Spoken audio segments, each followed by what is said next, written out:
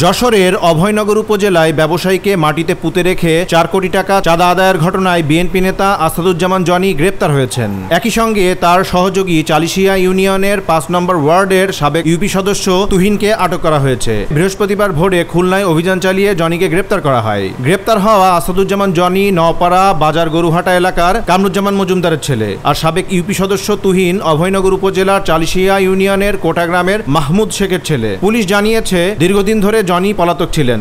গত বছরের জুলাই মাসে নওপাড়ার এক ব্যবসায়ীর স্ত্রী আসমা খাতুন অভিযোগ করেন যে তার স্বামীকে অপহরণ করে অস্ত্রের মুখে জিম্মি করা হয়। চাঁদা না দিলে তাকে হত্যার হুমকি দেওয়া হয়েছিল। এরপর তাকে বালুতে বুক পর্যন্ত পুঁতে রেখে কয়েক দফায় ৪ কোটি টাকা আদায় করা হয়। এই ঘটনায় আসাদুজ্জামান জনি সহ আরো কয়েকজনের বিরুদ্ধে অভিযোগ আনা হয়। পরে চলতি বছরের ৩ আগস্ট আসাদুজ্জামান জনি সহ মোট ৬ জনের বিরুদ্ধে একটি মামলা করা হয়। অভয়নগর থানার ওসি আব্দুল আলিম বলেন, দীর্ঘদিন ধরে পলাতক থাকার পর গোপন সংবাদের ভিত্তিতে যৌথ বাহিনীর একটি দল বৃহস্পতিবার ভোরে খুলনায় অভিযান চালিয়ে জনিকে গ্রেপ্তার করতে সক্ষম হয়। বর্তমানে জনি পুলিশ হেফাজতে রয়েছেন। তার বিরুদ্ধে আরো কিছু মাদক ও চাঁদাবাদীর অভিযোগ খতিয়ে দেখা হচ্ছে। তিনি বলেন, ৪ কোটি টাকা চাঁদা আদায়ের অভিযোগে জনির বিরুদ্ধে মামলা হয়েছিল। সেই মামলার ভিত্তিতেই যৌথ বাহিনীর অভিযানে তাকে গ্রেপ্তার করা হয়েছে। তাকে জিজ্ঞাসাবাদ করা হচ্ছে এবং আইন অনুযায়ী পরবর্তী ব্যবস্থা নেওয়া হবে। জানা গেছে, আসাদুজ্জামান জনি নওপাড়া পৌর বিএনপির সাংগঠনিক সম্পাদক ছিলেন। দলীয় শৃঙ্খলা ভঙ্গের অভিযোগে ২০২৪ সালের ২১শে নভেম্বর তার সাংগঠনিক পদ স্থগিত করা হয়।